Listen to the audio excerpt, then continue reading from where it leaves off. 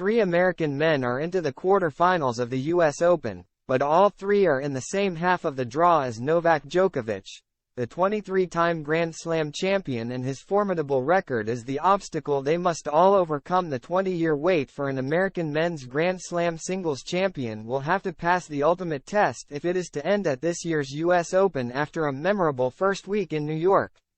Ben Shelton,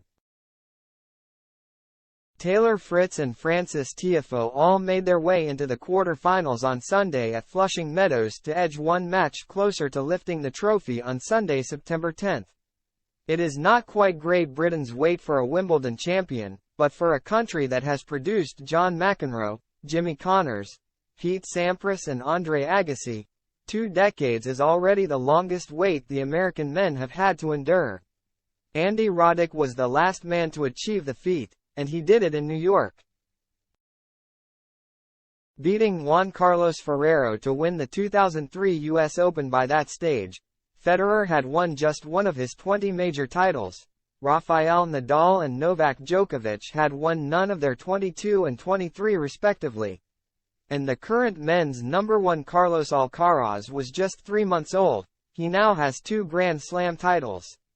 Roddick is the only American man since his own triumph in 2003 to reach a Grand Slam final, losing on all 4 occasions to Federer. For the record, on the women's side, Serena and Venus Williams, Sloane Stephens and Sophia Kenin have all chalked up major triumphs. So that's the drought, but how well placed are this year's American men to end it? First, the good news.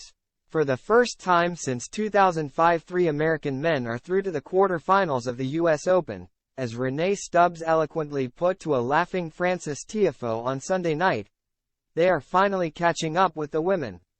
All 3 are also in the same half of the draw, in theory increasing the odds of an American man in the final. There is also no Federer or Nadal, winners of 9 US Open titles in the 19 editions held since Roddick's triumph. Now, the bad news. The 4th man in the section in Djokovic. Yes, that Novak Djokovic, a 23-time Grand Slam winner, 3-time US Open champion and 6-time runner-up at Flushing Meadows, and the winner of 11 of the last 20 majors, including the Australian and French Opens this year. The Serb is 36 and does not appear to be slowing down. If anything, he is rising to the challenge of Alcaraz, the 20-year-old who beat him at Wimbledon and looks to be the heir to the throne at the top of the men's game. So if an American man is to find his way to the final and what will likely be the defending champion in Alcaraz, he'll have to beat Djokovic to do it. And Djokovic does not look to be in an accommodating mood. He won the last tournament he entered, beating Alcaraz in the Cincinnati Masters finals. Perhaps more important, he is riding a 29-winning streak against Americans, 13 of those coming in Grand Slam matches. The last American man to beat him in a major was Sam Querrey, who was a 3rd-round winner on the grass of Wimbledon in 2016. Fritz will get first crack. The 9th seed will face Djokovic on Tuesday after blasting his way to the quarter-finals without dropping a set. But Fritz has yet to win in 7 career meetings with Djokovic and has only won 2 sets against the Serb, coming from 2 sets down to force a decider at the Australian Open in 2021, a decider Djokovic won. One of Tiafoe and Shelton will at least get to go 1 match further.